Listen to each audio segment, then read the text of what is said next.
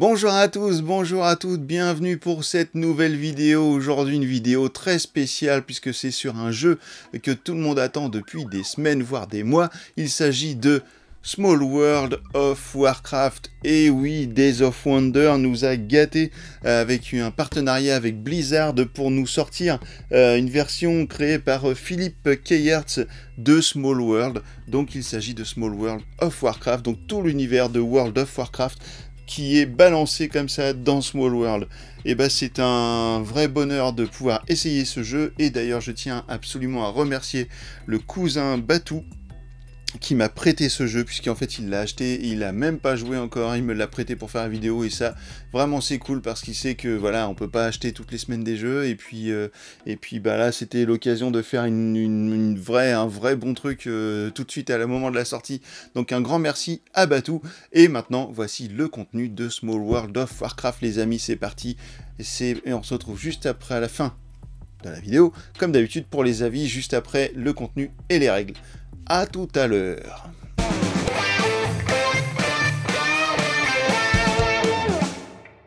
Dans une boîte de Small World of Warcraft, vous allez trouver deux grandes îles. Deux îles moyennes, deux petites îles, plus de 180 pions de peuple, 16 magnifiques tuiles de peuples différents, des pouvoirs spéciaux, des forts, des murs de feu follet, des bombes, des montagnes, des jetons harmonie, des tours de garde et des objectifs militaires, des artefacts et lieux légendaires, des murlocs, des bêtes et un champion, des jetons de 1, 3, 5 et 10 points de pouvoir, un des noirs et il y a également un des bleus et un des rouges qui sont des goodies mais qui ne seront pas dans la boîte de base, une piste contour, un livret de règles, un feuillet de règles pour le jeu en équipe et de très bonnes aides de jeu. Mais alors, comment ça marche Small World of Warcraft?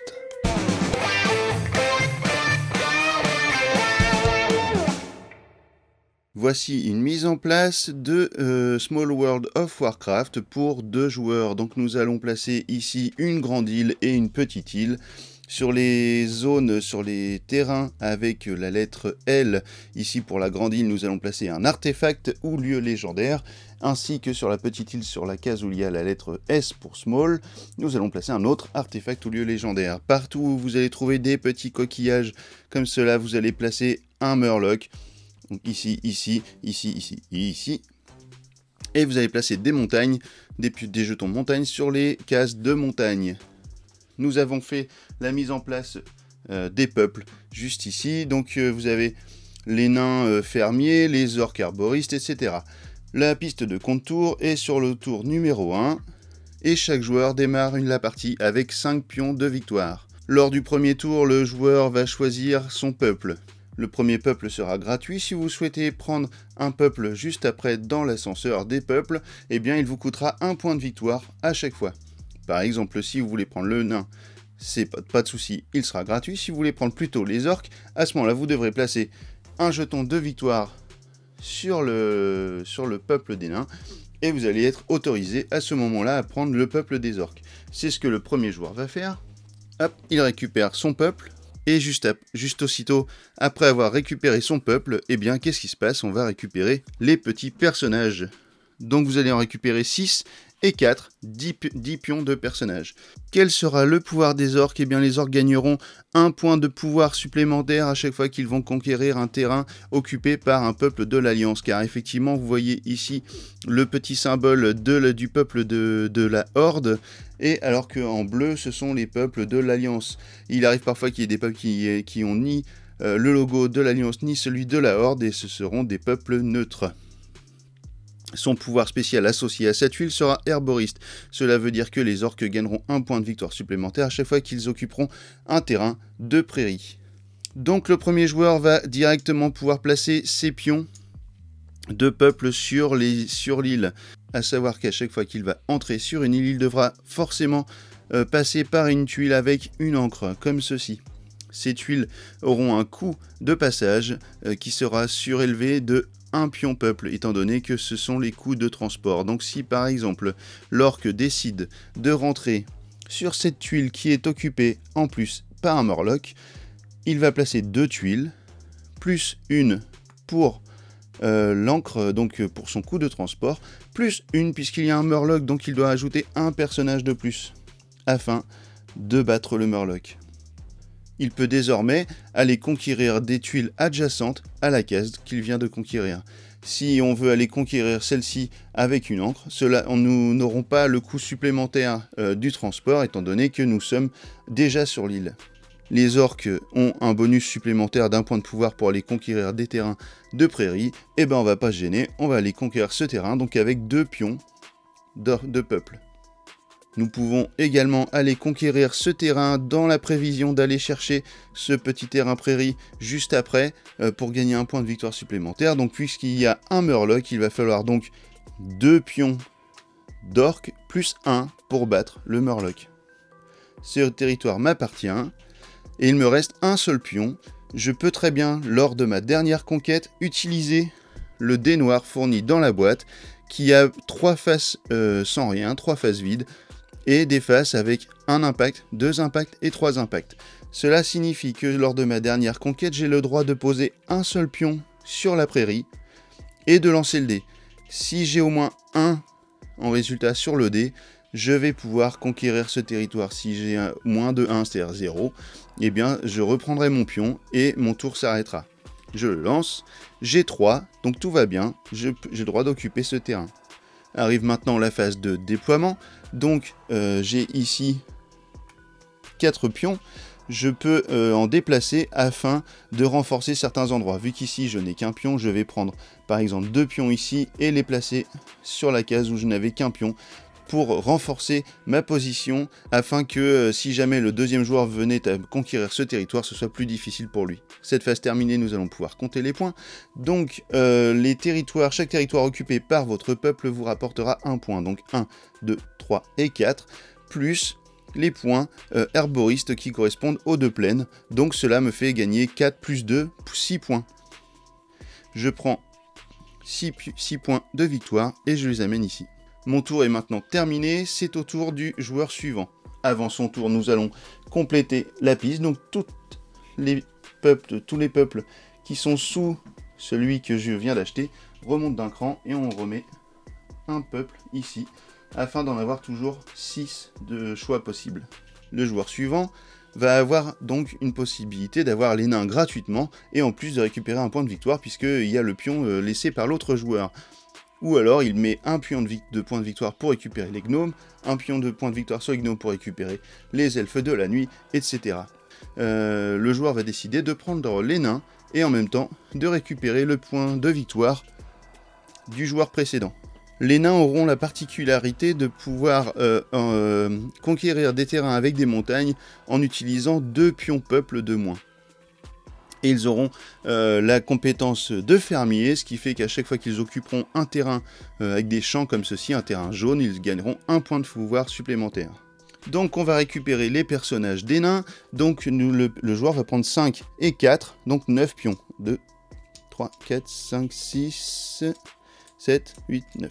Le joueur qui a les nains va pouvoir jouer directement son premier tour. Donc par exemple, si nous le faisons rentrer sur cette partie de l'île, eh bien ça lui coûte 2 plus 1 pion pour le coût de transport. Il va pouvoir ensuite aller capturer ce territoire, donc en jouant 2 pions pour le territoire plus 1 pour le Murloc. Le Murloc est battu. Et il va pouvoir récupérer directement l'artefact. Cet artefact, c'est un lieu légendaire. Ce lieu légendaire va lui permettre de ne plus payer le peuple supplémentaire lorsqu'il entrera sur une zone d'entrée d'une île. Il lui reste 3 jetons. Il peut alors, s'il le souhaite, essayer de conquérir par exemple un territoire qui est occupé par les orques, en essayant de lancer le dé, puisque effectivement il va lui falloir 2 pions peuple pour conquérir le territoire, plus 1 pour un orc, plus 1 en fait pour le deuxième orc. Donc il peut le faire s'il le souhaite et lancer le dé afin d'essayer de conquérir le territoire. Ça va passer car j'ai fait 1 au dé, donc j'ai juste le compte, ce qui fait que les orques récupèrent un pion peuple et par contre en perdre un, car à chaque fois que l'on fait que quelqu'un conquiert un territoire adverse, le joueur perd un pion. Nous allons passer à la phase de déploiement. Bon, ici il n'y a pas grand chose à faire, à la limite peut-être renforcer un tout petit peu ici en laissant qu'un seul pion sur cette partie de l'huile, et voilà. Ensuite vient le moment du comptage des points. Donc nous avons 1, 2 et 3 territoires, donc ce qui fait 3 points, plus 1 point pour la compétence du fermier. Donc les orques gagnent 4 points. Nous allons prendre un pion de 5 et remettre un pion de 1 dans la banque. Et c'est le début du second tour. Qu'est-ce qui se passe au début du second tour? Eh bien, pour les orques vont démarrer la partie et ils vont devoir récupérer des peuples afin de pouvoir conquérir des territoires. Donc en fait, nous allons récupérer tous les peuples qui sont en plus sur les cases et ne laisser qu'un peuple à chaque fois sur les territoires que nous avons conquis. Et le joueur qui a les orques va pouvoir redémarrer un nouveau tour avec 1, 2, 3, 4, 5 et 6 peuples. Lorsque vous estimez que vous ne pouvez plus rien faire avec les peuples que vous avez, eh bien vous allez pouvoir les faire passer en déclin. Imaginons que les orques, il ne lui reste plus que ces 3 pions sur le jeu et qu'il ne peut plus rien faire avec, eh bien il va pouvoir passer son peuple en déclin. Donc qu'est-ce qui se passe lorsque c'est comme ça? Vous allez enlever le pouvoir spécial et le remettre sous la pile des pouvoirs spéciaux de la réserve. Et vous allez retourner votre pion peuple. Il va passer maintenant directement sur la face bleutée, ce qui signifie que ce peuple va être en déclin. Nous allons retourner tous les pions peuple sur les territoires pour les passer en face déclin également. À partir du moment où le joueur va passer son peuple en déclin, son tour va s'arrêter, mais son peuple continuera à lui rapporter des points, donc ils lui rapporteront quand même 1, 2, 3 points. Il prendra ces 3 points et ce sera au tour du joueur suivant. Lors de son prochain tour, le joueur à qui appartient les orques va pouvoir choisir un nouveau peuple et faire de nouvelles conquêtes. Attention, vous ne pouvez jamais avoir 2 peuples en déclin. Si le joueur qui a les orques choisit un autre peuple et souhaite le passer à un moment donné de la partie en déclin, eh bien nous allons supprimer complètement la tuile des orques ainsi que tous les pions peuples afin de passer le peuple en question en déclin. La partie va se dérouler ainsi jusqu'à ce que vous ayez effectué tous les tours de votre piste. Sachant que si vous êtes 5 joueurs, il y aura 8 tours. Si vous êtes 4 joueurs, il y aura 9 tours. Et si vous êtes de 2 à 3 joueurs, il y aura 10 tours. À la fin de la partie, nous allons compter les points de victoire et le joueur ayant le maximum de points de victoire remportera la partie de Small World of Warcraft. Allez, à tout de suite pour les avis.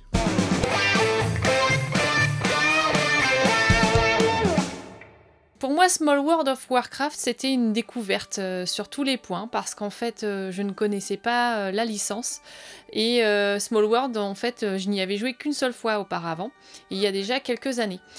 Pour tout dire, je n'avais pas été convaincue à l'époque par le jeu. Et finalement, je trouve que c'est plutôt une réussite cette version. Alors c'est vrai que il y a pas mal d'ajouts en fait par rapport au jeu d'origine et notamment le fait que l'on puisse combiner les pouvoirs des peuples avec finalement des capacités, ce qui fait qu'il y a une rejouabilité énorme sur le jeu, puisqu'en fait à chaque fois les combinaisons seront différentes à chaque tirage, et je pense que ça c'est très très riche. Toutefois, avant de bien connaître les capacités de tout le monde et puis chaque peuple, ça va demander du temps.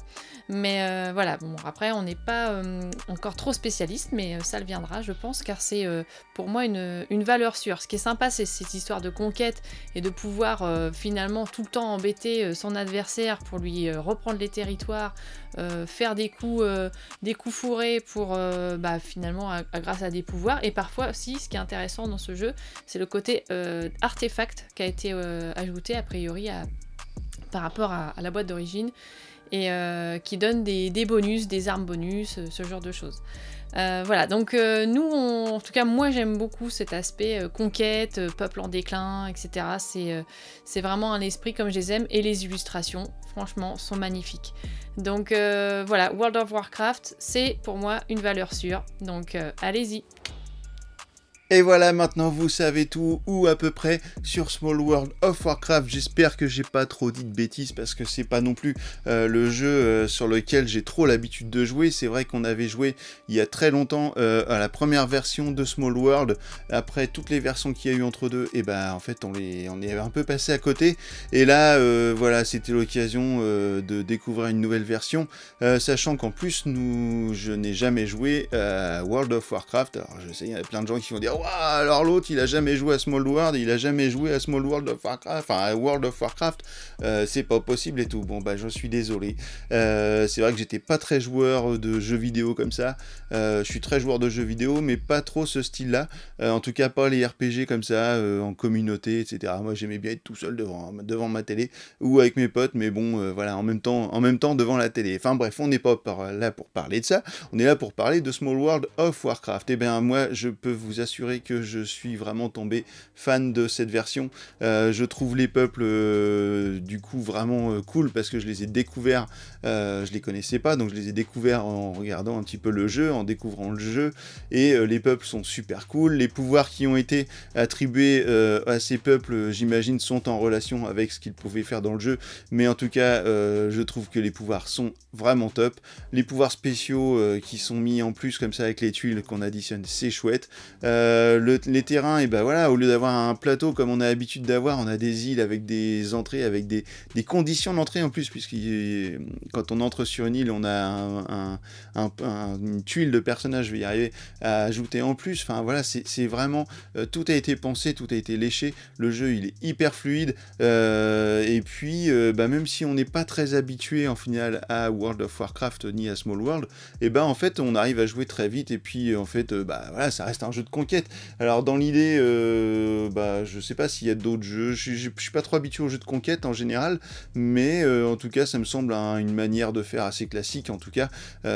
Donc les nouveautés, bah voilà, c'est les peuples, alors par contre effectivement il y a un mode, j'ai vu qu'il y avait un feuillet en plus pour un mode par équipe, et là je pense que le jeu il va prendre toute sa splendeur en mode par équipe.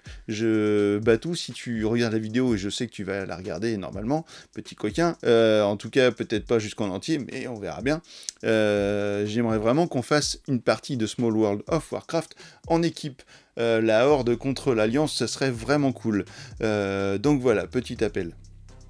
Eh bien écoutez, moi c'est tout ce que j'ai à dire sur Small World of Warcraft, à part qu'on a passé un super moment et que j'ai trop envie d'y rejouer, et voilà, notamment en équipe, mais aussi à 3, 4 pour voir un peu la différence, parce que du coup on a essayé que à 2. Je vous invite à liker la vidéo, à vous abonner si c'est pas encore fait, et puis surtout si vous aimez mes vidéos, hein, ça sert à rien de vous abonner si vous aimez pas ce que je fais en même temps. Donc likez, commentez, faites ce que vous voulez, mais surtout amusez-vous avec des jeux de société, parce que c'est vraiment sympa. Et puis voilà, moi je suis passé, pour en parler du jeu vidéo, je suis passé quand même sur le jeu de société, parce que tout ce que j'aimais dans le jeu vidéo, justement avec les potes en même temps sur le même jeu, sur la même console, et ben je trouve que ça a disparu maintenant avec les histoires d'internet, etc. Donc en fait, voilà, moi c'est ça que j'aime retrouver dans les jeux vidéo, dans les jeux de société, c'est le fait de se retrouver entre potes pour jouer, et ça vaut vraiment le coup, puisqu'on boit une petite bière, on boit un café, on s'amuse et on passe un super moment. Donc voilà, et ben je vous fais des bisous, enfin des bisous, en même temps on se connaît pas, hein, donc je vous dis salut bien à tous, et surtout Small World of Warcraft. Alors maintenant, tu joues ou quoi ?